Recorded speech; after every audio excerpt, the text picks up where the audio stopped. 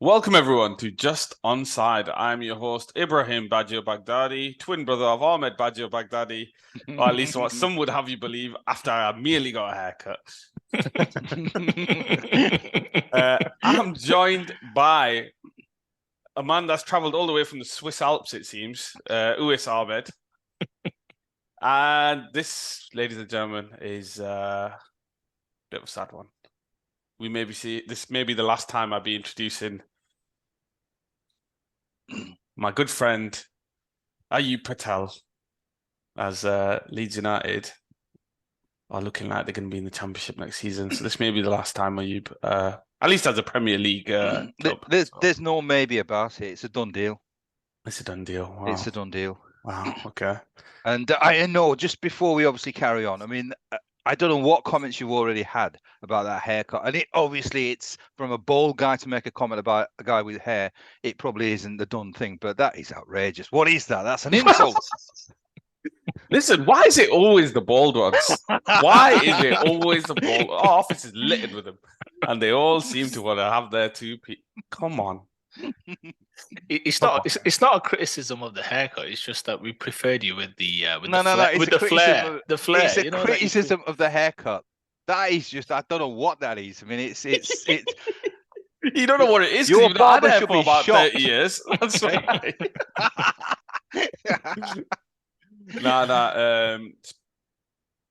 It's been a pleasure this season, guys. We're coming up to the final game week, shall we say. Not that many things to play for, but obviously for Ayub, Leeds and relegation is still very much between three teams who will take the final two spots. I'm not as convinced two of them can escape, but we'll see. We'll see. But before we get into that, guys, let's have a like, share, subscribe, and hit the bell for notification for our next video. But getting into it, speaking of bold people, Pep Guardiola, Man City, champions again, dominant again, well, at least in their running. Now, is this a problem for the league with the fact that Man City have just been winning them back to back to back? This is the three-peat that they've done this time around.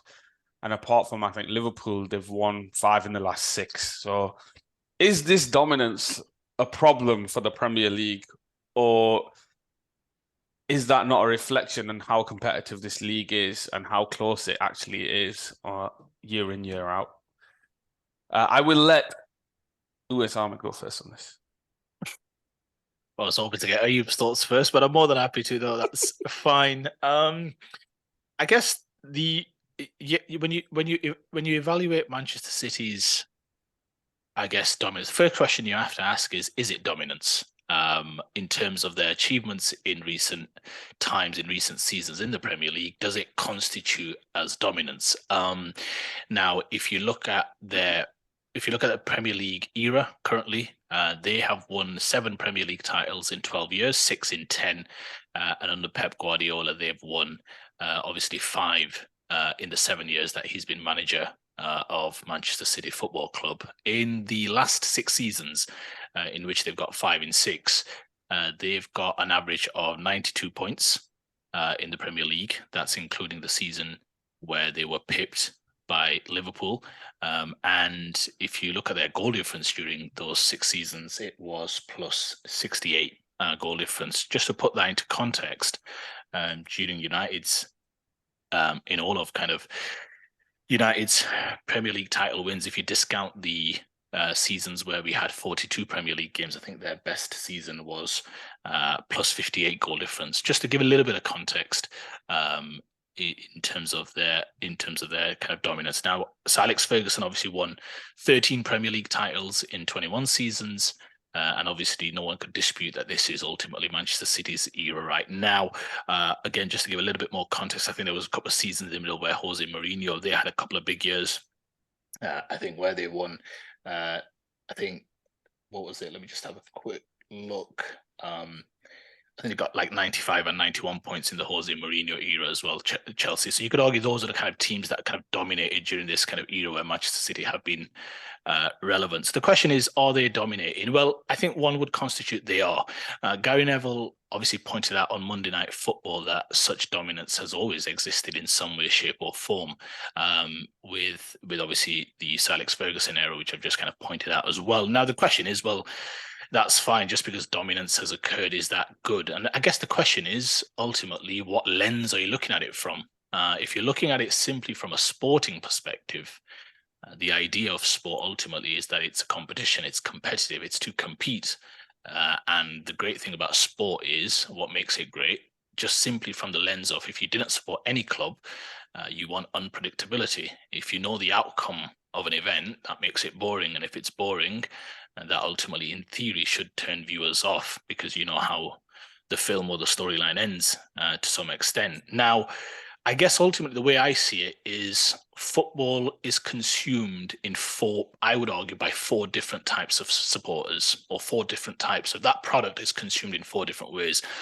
One, you have, let's say, the avid fan, who doesn't matter what his club does, he will support his club through thick and thin. He will buy shirts, he will buy the TV subscriptions, he'll try and get to some games, he'll follow all the social media channels, he'll check Twitter for post-game reaction, he'll watch everything that he can about his football club because he supports his club through thick and thin. And ultimately, that supporter wants his team to win at all costs, doesn't care what the competition is, just wants to win, win, and win. There's nothing wrong with that. And I would argue most football followers probably fall into that bucket. You then get this football fan second, who supports his club, again, quite as a cult following, but ultimately understands that this is competition and that losing is part of sport, and he's not necessarily that kind of... Just say you. No, but I don't mean like that. I just mean someone maniacal, where it's going to be like, you know, I'm going to watch every single game and I'm going to follow them. He supports them in that way. Then you get the third casual viewer, who consumes the sport in a very... who appreciates the beauty of the game. So they're more of a casual fan. They'll watch the game. They may have some obviously disposable income, so they watch the games at home. They'll have the relevant subscriptions, but they're the person in your family who talks about, the grace of Maradona or the beauty of Johan Cruyff's total football. You know, he simply just talks about the beauty of the game. And then there are those who'll just watch some of the big events. They'll watch the World Cup final. They might watch a Champions League final. They'll follow the sport. They'll watch the games if they can. And the question is, ultimately, does the dominance hurt the Premier League? And the argument I would make is, in some ways, I don't think it does, because I don't think most people view it simply just from a sporting perspective. If you look at some of the American sports, the way the revenue is distributed equally in terms of, like, for example, the NFL and in the NBA, the revenues distributed equally amongst the owners and amongst the players. There's a salary cap. There's some semblance of parity in terms of the way the sport is governed. The worst team gets to pick the best player from college first, and it's done in a way to kind of promote equality, so you don't get this kind of consistent dynasties or dominance. And even then, it sometimes occurs in those sports as well. Now, in the Premier League, I would argue we've never operated that way, and we've not operated that way because ultimately what you need in the Premier League, even we're all from Blackburn, or we all live in Blackburn, and ever since even Jack Walker days, it's always existed to a point where you need wealthy businessmen or consortiums to come in, pump money into football clubs, and kind of, you know, improve the product on the pitch. That's the only way, in a sense, the product improves. It's never been based on parity to some extent. Now, you could argue the Premier League revenues, to some extent, have some semblance of parity. So, for example, all clubs get four incomes from the Premier League that are kind of consistent. One is the TV and overseas rights. Last year, that was 79 million. So each club got 79 million pounds kind of from the Premier League TV and overseas rights. The second fee is the facility fee, which means that the number of times you're shown on TV will also flex up and down the fee that you get. Yeah, so that means how many times your team's been broadcast. The third fee that you get is you get this kind of Premier League commercial combined fee. Again, that's a fixed fee for all clubs. And that's the third. And the fourth fee is depending on where you finish in the table. So last year, Manchester City got 164 million pounds, and Norwich, who finished last, actually got 99 million, I think it was, 98.6. So from a revenue perspective, the Premier League tends to, I mean, that's not a huge difference when you really think about it. And then Norwich obviously benefit from parachute payments there afterwards as well, which will hopefully help Leeds next year as well. But the point is, if you look at it in that sense from the Premier League revenues, you could argue, yeah, there's some semblance of parity to some extent in terms of the way the clubs, but obviously that doesn't factor in sponsorship deals that clubs going to agree on, merchandise and Champions League income and European football and all the rest of it. I'll just finish my first kind of leg here. In conclusion, do I think the dominance, is there a dominance? Yes. Do I think the dominance hurts the league? In some ways I don't, because ultimately the Premier League is a product. It's a product that is consumed, and it's regarded rightly so as the best league in the world. If you think about the Super League that was threatening to break away, it was led by the English clubs, because the English clubs have the most power, because they have the most money. Does it hurt it from a sporting competition? I would agree. I would suggest it does, because I think ultimately you need competition. And I would argue actually next season could be a very interesting one, because there's a lot of big clubs that have got big aims and objectives next season. But I think in the end, does it hurt them? I think the bottom line would suggest that it doesn't. And that's more looking at it simply from a kind of a dollars and cents perspective. So I'm going to end my first set of comments there. In a nutshell, I don't think it hurts them to the point where they need to perhaps evoke different changes or different rule changes to make it more competitive, because I think still the majority of eyeballs when it comes to the footballing world is still on the Premier League, because it is the Premier League in the world. Firstly, let's go back 4 or 5 weeks. If Arsenal hadn't bottled it, would we be having this discussion? Yeah, absolutely not. You're right. Yeah. So in a sense, I think it may be that obviously Man City are the best league, the best team in the world. There's no question of that. They are the best team in the world. But really, this season, if Arsenal had done their job, not bottled it, it's something that we obviously would sort of say, yeah, it's great. It's great. Even though we've got a great side, there is a certain amount of competition in the league. But in all honesty, I mean, the Premier League has always been, it's a league, but there's many leagues within that league. You've got, I think, 3 or 4 sides with a realistic chance of winning the league. I think at this moment in time, I mean, Chelsea have spent a lot of money. Manchester United always spend a lot of money. Man City obviously has spent money as well. Arsenal, not so much, but obviously they are certainly under Arteta over the last couple of years, a club that is run very well. So no, Arsenal spent more than anyone. Did they? I think in the last, apart from Chelsea. Yeah. But I think what I look at the accumulation. I mean, it's one of them where I suppose if you just look at one season, maybe I suppose it slightly skews it. But it's Premier League it's always you sort of said it's the best show in town, and it is the most watched league in the world, even though there's only 2 or 3 teams really with a realistic chance of winning it. So from my point of view, it's always been a division where there's those teams, 3 or 4 teams that go for the league. There's a handful of teams that are going for maybe that 4th spot or European football. There's teams that are always just, their intention is, I mean, for us, the intention was to finish a place above relegation. In a sense, that's a crazy sort of way to look at a football season, isn't it? All you're trying to do is survive, which in a sport or in sport, it's about winning and losing. This is just merely about sort of survival. So it's a sort of strange league. So I don't think it's a problem at all, because historically the top league in England has always had a handful of clubs always competing. So there's no real difference here. I think even if you go back to the 70s, I think, was it Liverpool who were dominant in the 70s? So it's always been the case. So for me, it's not really an issue at all. I don't think it devalues. I don't think people are getting bored of the Premier League. If anything, I think it's still becoming more and more attractive. If you're talking about pure competition, it's the Championship. That's where the competition is. Now, you think about it. We've got Luton and Coventry. Potentially, in fact, not potentially, one of those 2 clubs will be in the Premier League next season. The Championship genuinely is the most exciting league in the world. We ain't I'm not having just- no championship No, segments. no. You can sell I'm it not as much just- as you want. No, It I'm ain't not just happening, saying it. There is that's pure football. That's true football. That if you're a connoisseur of competition, that's what you watch the championship. You must be But yeah, licking your lips for next season, then, eh? Yeah, but- I am. I can't wait. Yeah, I but can't wait. I can't wait to get out of this nonsense of a league where it's just survival. That's not a club that I want to support. Where merely my only interest is survival. Well, it shouldn't be because you finished what, 9th the season before? The first season, yeah, but Yeah, that was so that COVID. wasn't- that was a skewed season. I mean, Bamford scored 17 goals. Now, what does that tell you? How does he make it onto every episode? How? Right, He's but secretly his biggest fan. yeah, but just on that, no, I think Man City are not. I think they're very good for the league.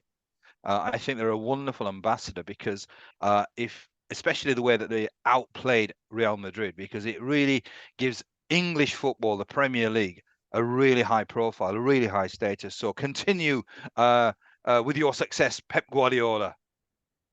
Yeah, I don't agree with that last bit, but yeah, it is not a problem, man. It is not a problem. The fact that they're winning majority of the leagues in the running seasons, they're the best team.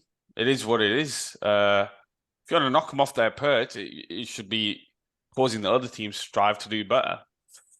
This is not something that's not been seen before as well, which you guys have touched on previously. United, when they started their dominance in the 90s, I think, if I go back to it, actually, not even, from 92, United won that 1-2. They lost out on a point. They lost out by a point to Rovers, 94-95 season, obviously very memorable for us guys. They won the following season. That's 3 out of 4. They won the following season after that, 5 out of what did I say? 5 out of 5? 5 out of 6, whatever. But then the next season after that, we again lost the league by a point only, and then went on to win 3 titles after that. That dominance is always going to be there. There's always going to be one team that is just head and shoulders above, not head and shoulders above the rest, but in terms of consistency over the seasons, there's always going to be that one team, no matter what era it is, that will always be there. City are just they're that team right now. So I don't think it has a negative impact. What I would say though is, I mean, it's Real used to always be. I mean, they used to always buy the best players in the world. City don't necessarily do that now. Yes, Haaland they've bought. I would say the best striker in the world. But if you look at the players that they've got, would you sort of say when they bought them, they were the best players in their positions in the world? No, I wouldn't necessarily say so. So I think they're good at developing them there, I will say.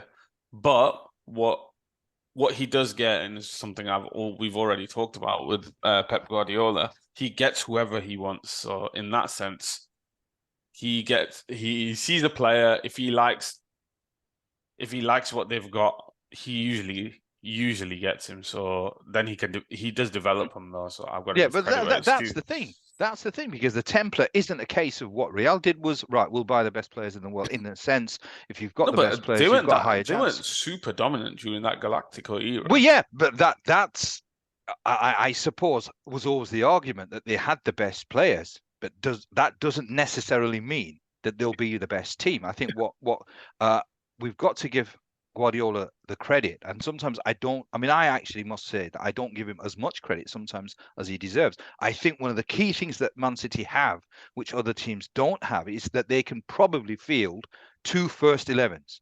They've got a wonderful squad. The depth they've got, they can afford to have injuries or rest players. Other teams perhaps have 15, 16 quality players. And that's maybe what other clubs need to do. Certainly Man United, Chelsea, that's what they should be doing. I think Man City are not so far away where they're untouchable. They are a fantastic football side. But the investment Chelsea have made this season, how much have they spent? 500 plus. But they've bought rubbish. And the coach, obviously, the Well, coach. we'll see. We'll see if they are actually rubbish, because let's see what they're like under the new coach. Some players just need coaching. Yeah, fair point, Bash. Fair point, yeah. But just a couple of things, right? I wanted to keep the conversation a little bit towards whether the dominance is a good or bad thing for the Premier League. But you've touched on, obviously, spending powers of other clubs, but also, giving Manchester City, rightly so, a lot of praise for the style of football that they play, but also the fact, Badge, you mentioned developing a lot of players and what have you. But just a couple of points in order. You argue, obviously, rightly, that the Championship is an incredibly competitive league. But let's not forget that the 3 relegated clubs do receive £100 million across 3 years in parachute payments, which, yes, will be coming your way. First installment to be paid probably 1st of September 2023. But look, so because you've taken the conversation there to the point about competition, when it's individual sports, let's say like tennis, golf, and what have you, or even boxing to some extent, it's about your God-given ability, your talent, your hard work, your skills, and ultimately it's mano a mano and you win out. Yeah. When it's a team sport, especially when there's the element of finance involved in terms of recruiting talent, then it's about obviously also lawmakers making sure that it's as level playing field as possible. Now, I alluded to it earlier that football has never to some extent been that way, and I never agreed with FFP in the first place. Ultimately, free market economics tells you this was simply just the established elite looking to keep themselves on top. So I agree. If tomorrow I want to buy a football club, not that I have the means to do so, but if I want to buy a football club and I want to just simply pump money into that club to make it the best I can, I should be in some ways free to do that. But of course, they've tightened some of that up. Newcastle obviously feeling the pinch of that right now in terms of only being able to spend based on the income that they generate. So then when it comes to team success, what I'm simply suggesting, then it's about the lawmakers making sure that all clubs participate within the rules of the game. And so far, Manchester City have not been proven to have any financial wrongdoing. Now, they have £115 breaches of financial fair play in terms of the Premier League spending, which hangs over them. So I'm not going to comment on that. That's still yet to be seen, and a due process has to be run through that, and we'll see if they come through that unscathed. Let's just park that right there. What I'd simply just say, though, is that Badge made the point, and I think this is well worth making again, is that I, like Badge, see it where is Manchester City the barometer right now, the standard? They absolutely are. And if I want my club to some extent, I want them to take on that behemoth and take on that monster and see if it overcomes. Because for me, not all titles are made equally. That's just my opinion. And it would be something for my club to compete against that team consistently and at some point overcome them. Because again, that's the standard that they've set. So from a mentality perspective, I actually like the fact that we've got this team to shoot for and that they set the standard. It's not just that, yes, of course, that you want your team to win. But like Badge rightly mentioned, they're the marker. That's what we have to shoot for. That's what we have to strive for. The only disagreement I would make is this idea that there's always been some clubs in history. True, that's been the case. And there's always been 1 or 2 clubs always fighting. But it's only been Liverpool over that period, let's say over the last 4 or 5 years, that have consistently, let's say, pushed Manchester City. And it was interesting to hear Gary Neville say they'll probably be the ones maybe perhaps to push them again next season or something along those lines. Arsenal this year just surprised many, I would say. It's just that Man City, we know, will be the absolute team to beat regardless of recruitment this summer. So it's about the fact that there's this one team that we know, regardless of what happens in the summer, will be the betting favourite to win the Premier League next season. That's the question, whether that dominance is healthy. Some would argue yes, some would argue no. No, that's a valid point. It is a valid point, but at the same time, like that same thing could be said about United, like in the mid 2000s. Really, there was one summer we only signed Owen Hargreaves. That's it. Literally, that was our one signing for the summer, but we were still that good that it didn't matter. So they're at that point now where even if they didn't sign anyone this season, like you alluded to, even if they don't sign anyone, they'll still be the favourites. Their squad is still unbelievable, really. So I don't think it's a bad thing. I think the league is still very, very competitive in other aspects. In certain seasons, like Liverpool have been, they've been very, very unlucky. Very unlucky. 92 points to 93. And 97 points to 98. I mean, but you say the league's competitive. Is it the league or a handful of teams? I mean, that no. So different aspects of the league. So like, what I'm saying is anyone, like someone from the top four could quite easily lose to a mid-table side, a side facing relegation. It seems to be like common ground that there's no easy game, I'd say, in the Premier League, at least usually, apart from some teams this season. The only thing I would say is that statistically, I don't know if that's true statistically, because Manchester City don't on average drop points against those teams. Erase them from this. I'm saying the rest. No, that's fine. That's parts fine. of the league. Yeah. Because your Cities, your Uniteds, your Liverpools, your Chelseas, they're going to drop. Arsenal, they're going to drop points against other clubs in the league. It's because other clubs have that spending power as well, which makes it all the more competitive. You always see certain teams pick up players that have been linked with big teams, but then they suddenly have the money and the capital to pick them up, and it's suddenly like, whoa, how have they landed him? You see that happen more and more every summer now. So when it comes to Europe, that's why I've always thought Premier League clubs have had it harder than the other big clubs around Europe, like Paris, PSG. Even though they've never won it, they've not won it, but in the last like 5-6 years. But what I'm saying is they don't have to worry about their league too much. It's just to go worry about Champions League. La Liga, the competition level there has fallen off as well. So Real Madrid and Barca don't have it as difficult. Whereas in the Prem, these top clubs still have to battle to get points against a lot of these clubs. It's not just rock up on a Saturday, easy win, and then off we go. I think City is the only club really that have been doing that, apart from the other couple of seasons where Liverpool ran them close, where them two were just kind of untouchable at the time. But so there is. I don't think it's a bad thing. I think you just need to knock them off their perch. It's something you got to do. But I think we were that standard, so it's. And Chelsea stepped in; they did the job, and then City came in later, and they've done the job. So someone will do it eventually. Yeah, you say someone, but it's just how many clubs? I mean, I'm looking at it from the point of view that we are in the Championship, or we'll be going to the Championship, and I am now looking forward to it because, as I said, I mean, we spent 16 years in the Championship or in League One and the Championship. And from an excitement point of view, it is very exciting because it really is. In the Championship, the bottom team can be beaten or can beat the top team. And it's not unheard of. If you look at the wins and the losses, even the team that finishes top, it has quite a lot of losses, apart from Burnley this season. So the Premier League, what is it for? You support Man United, you support Arsenal. So you guys are obviously involved. I'm sort of thinking, if you're a Crystal Palace fan, what interest is there? I mean, in a sense, is it just survival? Yeah, but just there's different goalposts for different clubs.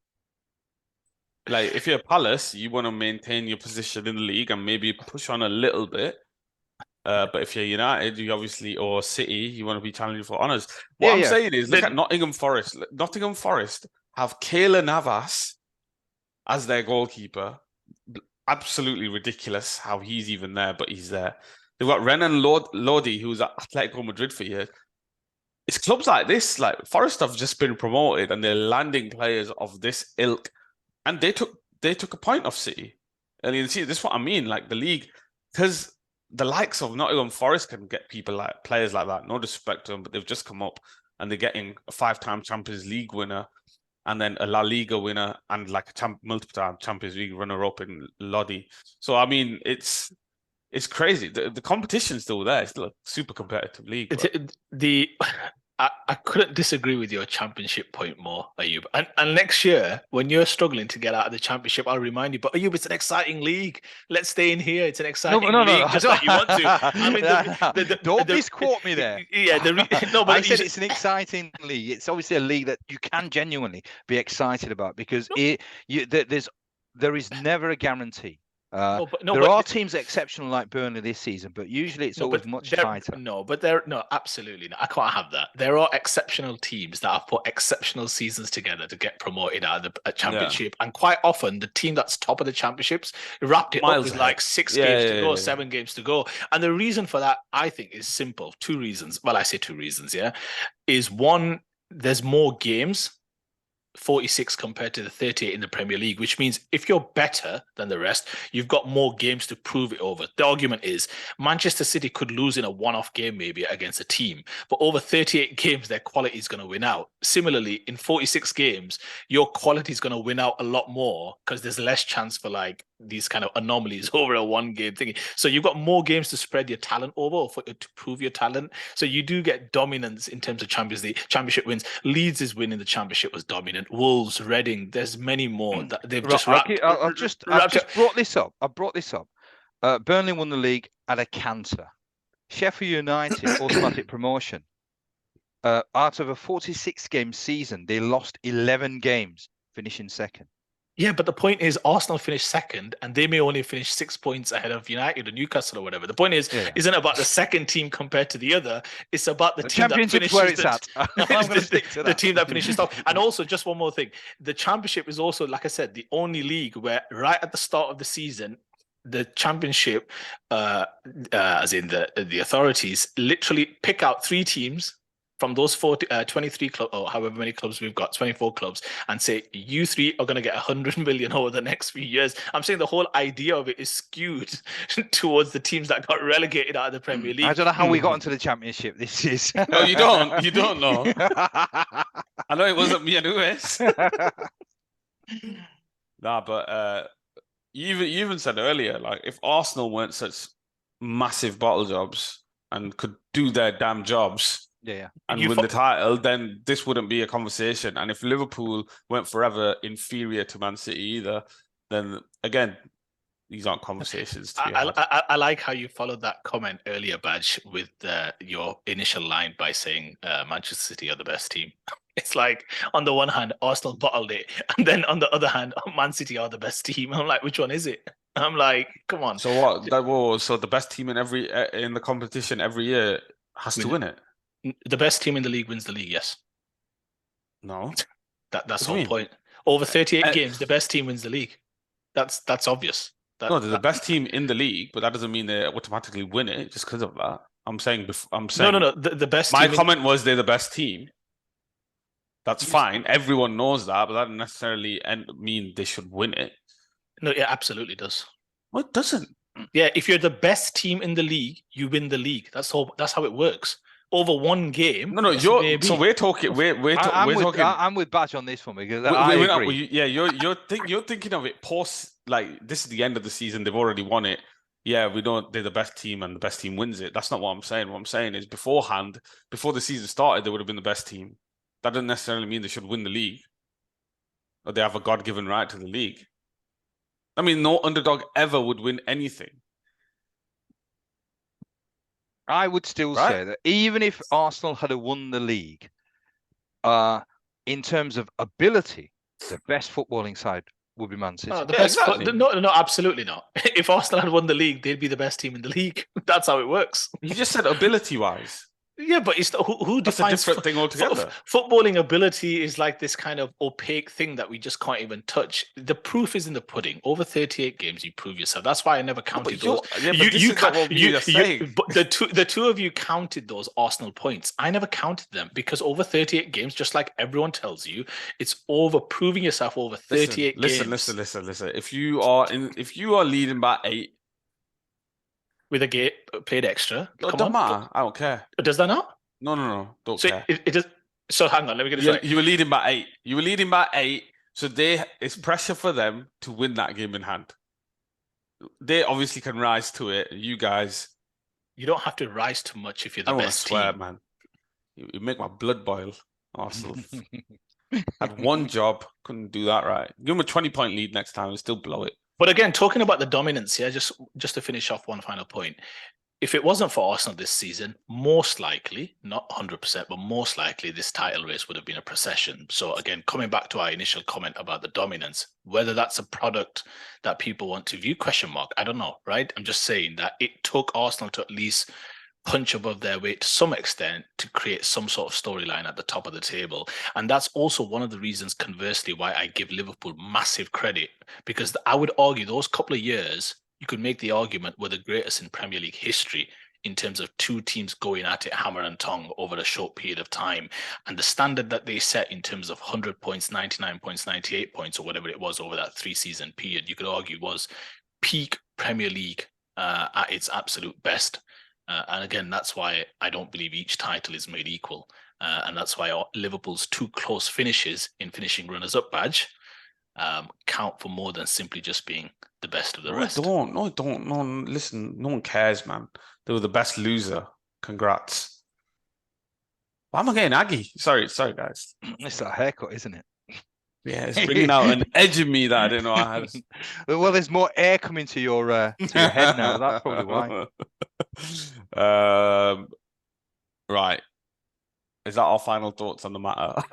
We strayed off topic a few times. Yeah, we did, yeah. It's Friday. It's been a long week. The sun's been out. Yeah, the sun's been out. I think that's why I'm a bit aggravated. It's hitting me. Anyways, guys, we are moving on to our thoughts on the final game week of the season. The time is here.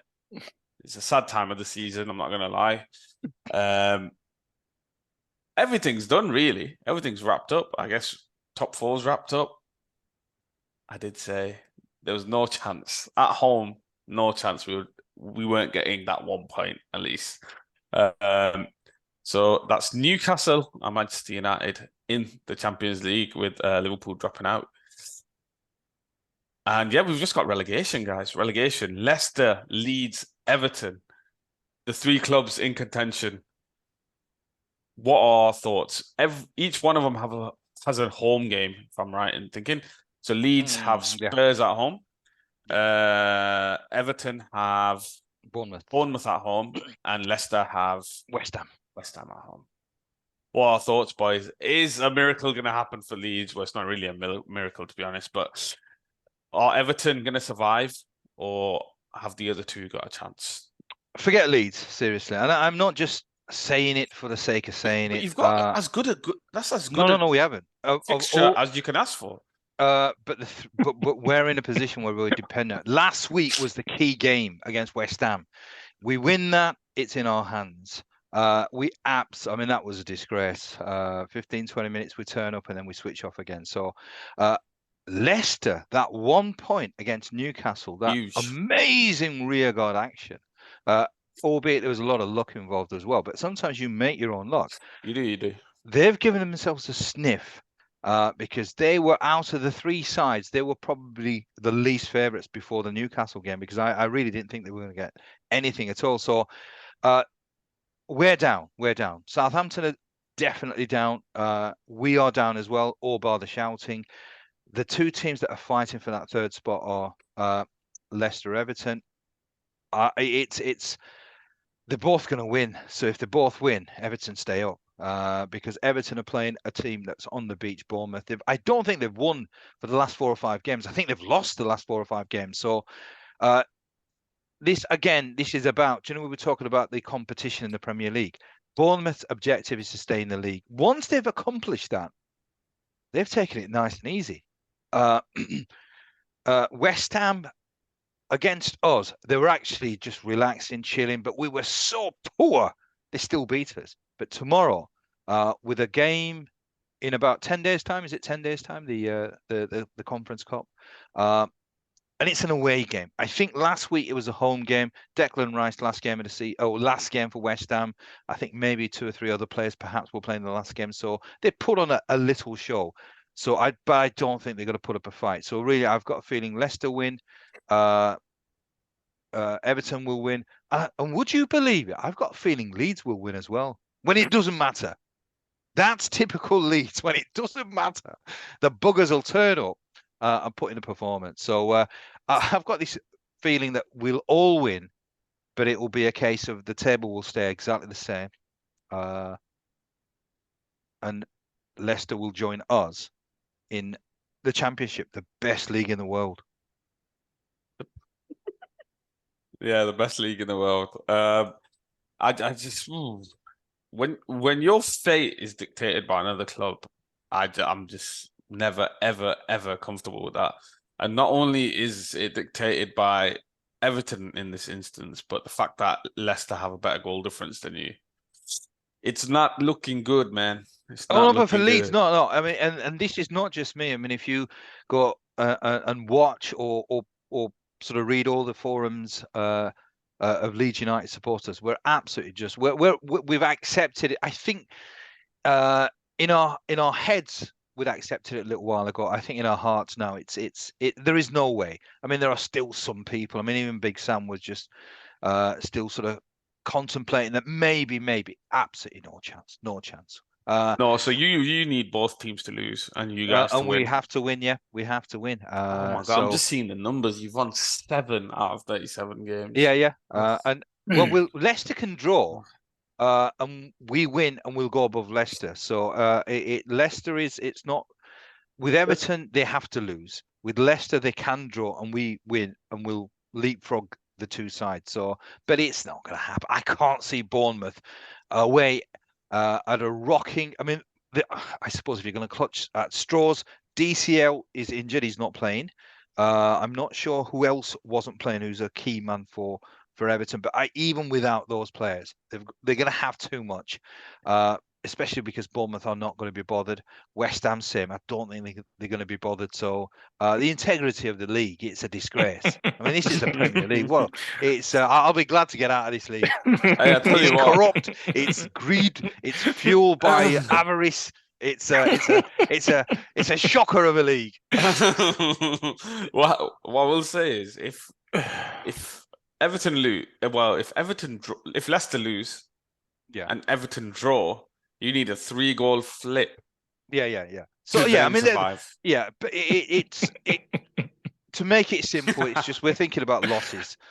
Where I don't know. I mean, I hope though No, you that got me. that the players at least put on a show for the home crowd. Now, I mean, in a sense, it's almost it'd probably be even more painful because if they do put on a show, I'm gonna think you absolute swines. Where was these performances when it mattered? So maybe, in fact, don't put on a show. Just roll over. Way to keep it PG. He really caught himself there. I think just a couple of things from my side. Firstly, Badge, a not so subtle dig to Spurs about the team that's rocking up to Ellen Road on Sunday. But yeah, let's see how Leeds perform at Ellen Road against a Spurs that have been very shaky recently. Also, you've never let facts get in the way of a good narrative. Bournemouth have won 5 in 10 games. But okay, that's What's fine. their The last 5 when was games, their they've won 2 games. But obviously, Have they? but having said that, and this is where you'll nod your head, those 2 wins were against Southampton and Leeds. So I think that perhaps explains it. But they did lose to Chelsea and United subsequently as well. No, look, I think last weekend's games were, in a sense, not, I wouldn't say symptomatic of the 3 teams that are fighting for relegation, because Leicester, to be fair, haven't shown anything. That Monday night result was something that I did not expect. But of course, Dean Smith really approached that game with, I think there was something on Twitter about Jose Mourinho even switched the telly off watching that game or something along those lines, because that was an absolute defensive rear guard. I think there were like 18% possession at one stage in the first half or something like that. I think the result on Saturday with Yerry Mina scoring, I think in the 99th minute or something along those lines, that was, as Badge mentioned, it was so big, because I always see it very. I think the last game of the season is very. It's a very emotional day. It's a very heart-wrenching day. Let's on a serious note. I think there was Paul Robinson, former Leeds United goalkeeper, talking about, and Spurs and Rovers, right? He was talking about. He was doing colour commentary on one of the games last week, and he was talking about how you do feel quite a lot of pressure in terms of, at the bottom, in terms of redundancies. I think you've heard something in the media recently about Southampton announcing a number of job cuts across the club. And in some ways, I can imagine that players, and most of them, have a conscience and what have you. Of course they do. They want to try their best. And there must be some feeling of responsibility, right? That, you want to keep your club in the Premier League because it means a lot, right? Across the entire club from top to bottom. So I do I accept that it's a different game to most. It's just there's a certain emotion involved that it's hard to control, and those who can control their emotions perhaps stand the best chance of getting a result. But this last weekend with Yerry Mina scoring that goal, I look at it also from a practical perspective, and now that took away a second result in favour of Leeds, because otherwise a draw for Everton at home to Bournemouth would have still meant a win at Ellen Road could have got them, and then could have got them safe. And similarly, then on Monday night, an absolute killer blow. Newcastle dominant. I only watched highlights of the game, but Guimaraes, I think, missed from a yard out or what have you. I think Badju watched the game. Newcastle should have scored. I mean, let's be honest. I think Leicester, you saw this team selection, right? No Maddison, no Barnes first half. And it was simply a case of, look, we're sitting in one of the things that I suggested Leeds do a couple of games ago, and YouTube mocked me, but fine, I get it. You've got to be capable as well. But Leicester they should have lost the game. Let's be very clear. This wasn't some sort of, they didn't keep Newcastle at bay. Yes, by definition they did, but Newcastle absolutely hammered them. And if they played that game 10 times or 20 times, they win it 19 out of 20 probably. But that point again forced Everton into having to win. So from a Leicester perspective, they've now forced Everton, knowing that a draw for Everton won't be sufficient because Leicester could beat West Ham, and because of their superior goal difference in comparison to Everton, that now puts them in a position. Now, my predictions for the final day, funnily enough, I don't think any of the three teams are going to win. I don't think Leicester are going to win. I don't think Everton are going to win. And I definitely, unfortunately, don't think Leeds are going to win. I do. No, we will. I'm so confident we're going to win. But the others will win as well. But you touched on a really interesting point that perhaps, again, this is clutching at straws. Because of the point that Leicester got, it just creates a little bit more tension for Everton, because it would have just been, oh, we can afford to have a draw. And now they know that really, I wouldn't sort of say it's a must win, but obviously the mindset is, look, we don't want to take any chances. We've got to really try to win the game. And really, when you try and win the game is perhaps when you can possibly lose the game. So maybe. But in reality, if all three Leicester win and Everton draw, Leicester do leapfrog them. Yeah, exactly. Yeah. And that's what I mean, that Leicester with that point at Newcastle took a result away from Everton, because Everton could have, in the end, had a draw that would have still got them to safety to some extent, in comparison to Leicester. But now Everton, if they draw and Leicester, to your point, Badge, win. And that's why that point was critical. And I think that's the approach, honestly, that Dean Smith went in with. He said, he was thinking, I'm going to get a draw and I'm going to force Everton to win that last game, and then we'll take our chances home to West Ham. And it was looking bleak for Leicester regardless, but it looks a lot more positive. And I just wonder, you've spoken about how Everton might now go for it. I actually think the opposite. I'm not saying, listen, they'll play the game organically, and if they get a goal, great. I just think now, in some ways, they could, in theory, play for the draw. Or does it play for a draw? It sounds so orchestrated when it really isn't. Everything happens so fast, and there's kind of fan reaction coming from the stands, and that's what makes the final game week so great. I just mean, I think they'll approach it with a sense of, let's not fall behind, because actually falling behind is what could get us in trouble here in terms of the panic. It could just be, hey, let's just stay in the game. Level pegging could get us, could get us safety. And then unless Leicester then score in the second half, and that's the drama, right? That's the momentum. Then you've got to swing. I think all three teams will be thinking in some ways. Leeds perhaps less now because they're in 19th position. They have to win. Let's be very clear. Their mind should be a lot more. No, but their mind should. What's that? Well, 2 minutes ago, you suggested they would. But the thing is, I just mean for them, it's clear. I think for Leicester, it's a case of, you don't want to lose the game before you have an opportunity to win the game, is what I mean. So I think if Leicester can keep it, I could just see a scenario where Everton's level, 65th, 70th minute, Leicester's level, 65th, 70th minute, and then it's like, and Leeds are losing 3-0. Leeds will. No, I've got a feeling that if there's a situation where both Leicester and Everton are losing and we're winning, it's the hope that kills you. But I've got a feeling it's almost been. I mean, we've talked about it, death by 1,000 cuts, and it almost sort of seems that probably will happen. That we'll be winning.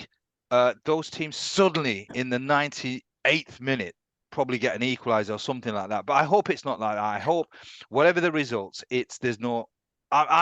I'm not even at this moment. I'm not even stressed about it, because I'm so accepting of the inevitable that really I'm not even sort of thinking. Last season was different, and last season was we were still trying to battle, still fighting, and there was a glimmer of a hope, even though it wasn't in our hands.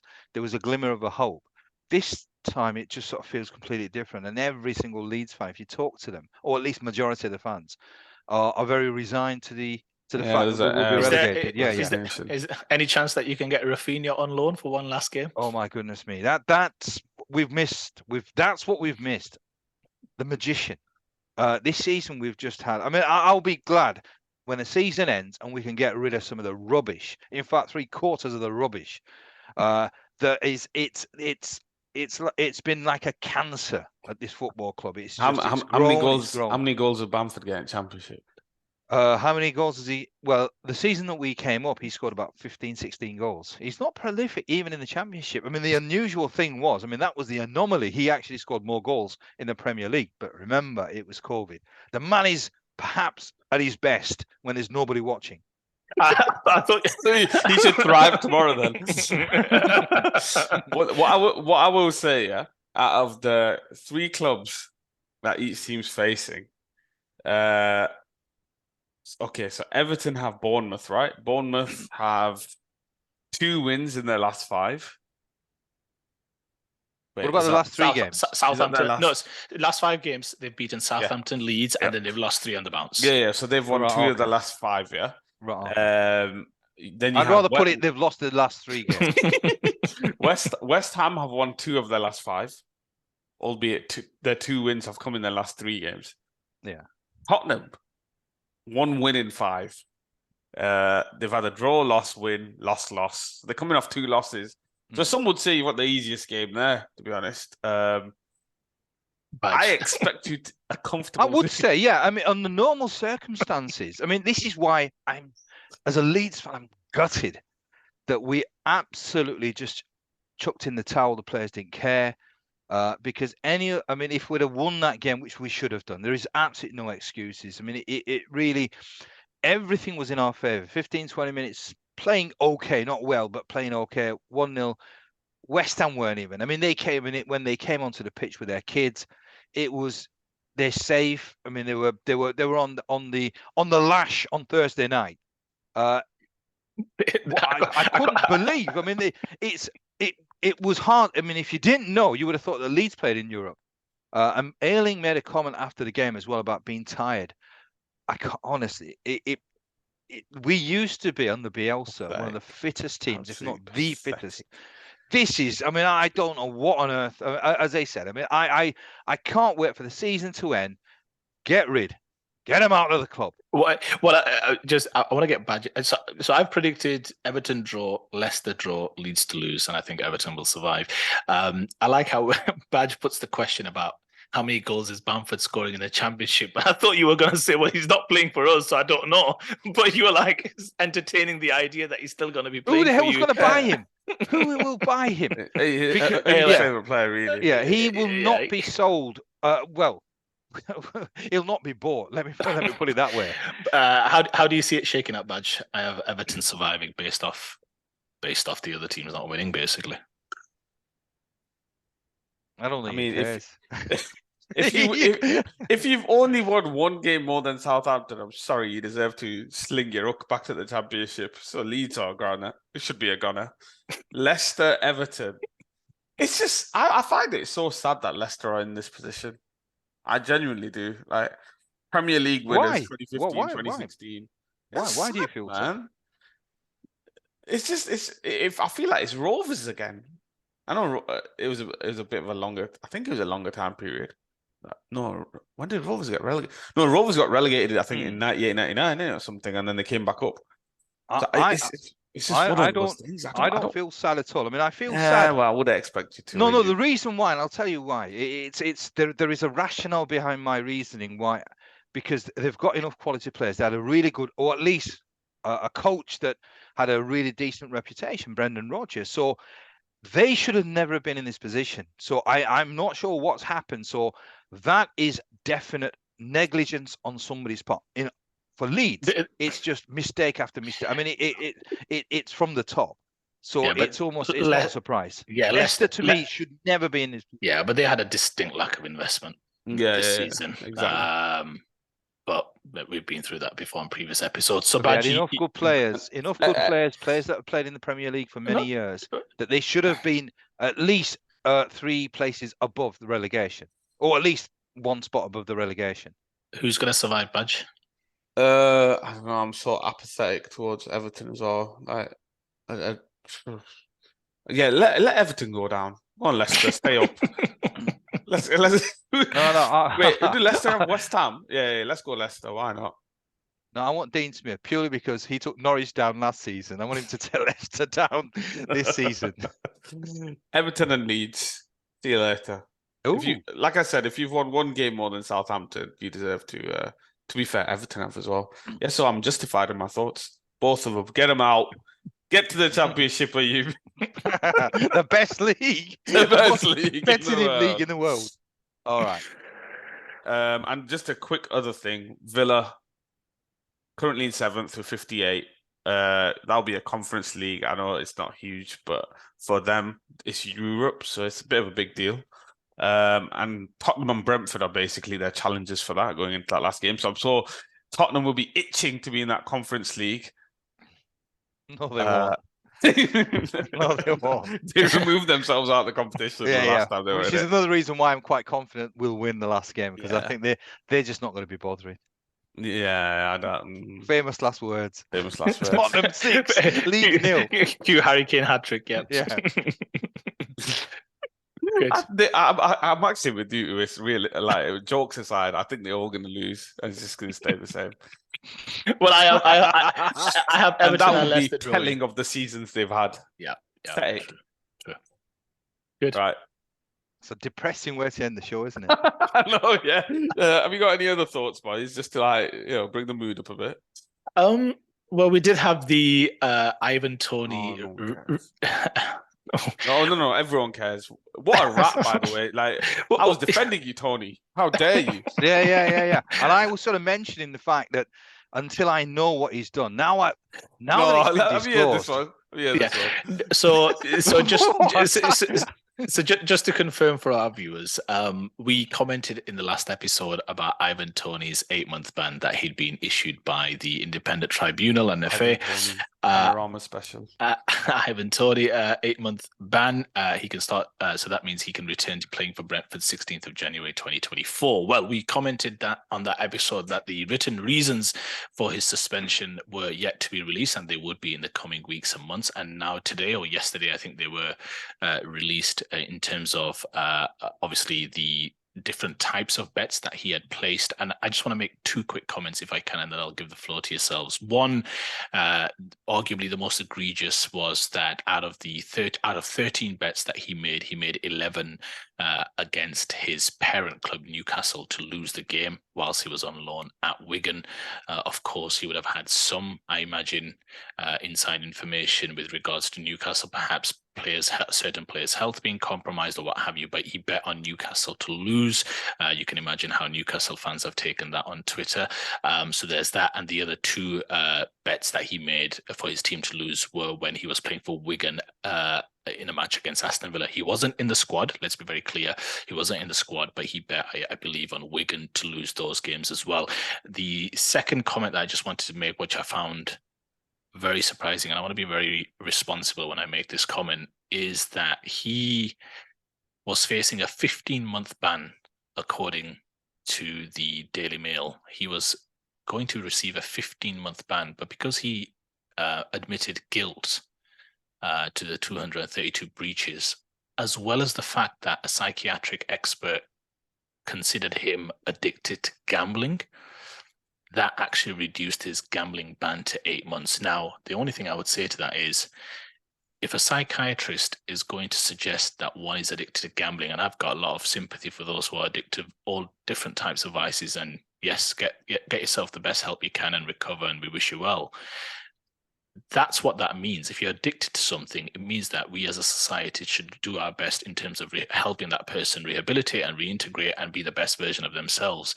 Why that would impact the potential severity of the ban, that I don't get. So why should that mitigate the fact he was an addicted gambler, as classified by the psychiatric expert who assessed him? Why should that mitigate the ban from 15 months to 8 months? That I do not understand, and that I cannot get with. But yeah, in the end, I think I stand by my initial comments. I think 8 months was incredibly light. A £50,000 fine was incredibly. I mean, that's just nothing, as you mentioned in the last episode. And finally, there's obviously a lot of talk right now about the fact that he's given up betting on football, but he still bets in terms of casinos and other sports. For me, I'm fine with that. He's not breaking the law. He can do what he wants with his money. Who am I to tell him? It's about him breaking the law, him lying to the FA whilst doing so, him opening up different accounts and enticing, doing it through different friends' accounts and all the rest of it, not presenting his phone as part of the investigation and what have you. And he admitted to the 232 breaches, so he can post things on social media suggesting that at some point he'll defend himself, and he has the right to do that. But ultimately, 8 months was nothing. I think in my opinion, he should have received at least a full season with severe financial penalties, and that would have sent a strong warning to other footballing participants in terms of how they take this kind of issue on betting. Agree, absolutely. Ridiculous. I mean, I cannot believe. I mean, that is just so lenient. I cannot understand what the reasoning is, what the rationale is for such a lenient penalty. But on the point of this addiction, I mean, again, yes, absolutely. I'm not going to belittle the fact that it's a condition. It's a genuine condition. But you alluded to the point as well, Lewis, that he's going to carry on betting or on other things. And that, if you're addicted to betting, it's the physical act, I presume, of betting. It doesn't matter whether it's football, cricket, tennis, snooker. It's just the act of betting. So therefore, he could have fed his addiction. But the fact he did football, and it was especially the games that he was involved in, to me, that was where it crossed the line. I would throw the book at him. I forget 1 season, 3 seasons. Seriously. That sort of nonsense I will not tolerate. That sort of nonsense. All right, Judge Grant. No, but you are right. And it was a point that I also brought up yesterday, where he has so many other things he wants to bet on. He can bet on. You don't have to bet on football. And on top of that, I was like, I did say at the time that if he did bet on his own games, it's a different story. But it's shocking, that absolutely shocking. Like you say, he's betting on himself to score for a period of games, betting on his team to lose. You can't do it. You just cannot do that. And I'm sorry, there's no defense for it. And even this gambling addiction thing, I mean, call a spade a spade. It is just being done so that it reduces his sentence, literally. Like, and this is not to take away from other people's addictions, like you guys have said, because obviously they are out there and rife. But this stinks of just so that he can get his sentence reduced. Yeah, just admit to it, and we could bring it down a notch, and that's what's happened. All it was. That's exactly what it seems like. All it was. Honest to God. And even I'm sure there are some people probably might sort of say that if you bet on yourself to score a goal, that shouldn't be criticised. Or it's, to me, if you're in a position where you're through on goal, but it's easier to pass to somebody for them to score, but because you've bet on you to score. That is something. Again, that's the reason why. For even that. So I'm, in all seriousness, once I knew what the actual offences were, the severity of the offences, this is a joke. You might as well not give him a ban. 8 months, forget it. Yeah. Honestly. And that's a very good point, by the way, Ayub, about that kind of in-game situation, right? About how it kind of compromises the integrity of the game. And one final point, Ayub, you mentioned yesterday, and honestly, at the time, I didn't think too much of it, because you mentioned about how Gareth Southgate's comments and about how ultimately, because he's an asset in the game and he's an asset to England, arguably their second best striker after Harry Kane, or at least out and out forward, arguably. And you mentioned, and Gareth Southgate, I read his comments earlier about how, and he was quite flippant, wasn't he? He said, look, I've spoken to him. I don't know if that means I've, broken some of the rules of this ban and what have you, and so be it, ban me, then don't extend his ban. And he was saying about how it doesn't help in terms of rehabilitation and all the rest of it. And I think when you're the English coach or coach, you have the most important job in football, because I think that's what it is. When you're manager of England football team, that is arguably the most important footballing role that you can have in this country anyway. I think, respectfully, I think he was quite irresponsible, because I think he simply focused on the bit that we are all also quite sympathetic to, which is when somebody's got an issue, you help them. That should always be our inclination, that if somebody's not necessarily physically or emotionally hurting someone, let's say, then of course you want to wrap your arms around that person and help them. That's the great part of society that we all believe in. And Gareth Southgate simply fast-tracked to that aspect of it, talking about rehabilitation, how does this help him, he's got time on his hands and what have you. What he didn't necessarily focus on was doing the whole journey of that kind of commentary, which is talking just as, let's say, vociferously or as kind of with that same level of engagement about the fact that what he's done consistently over a period of 4 years was illegal.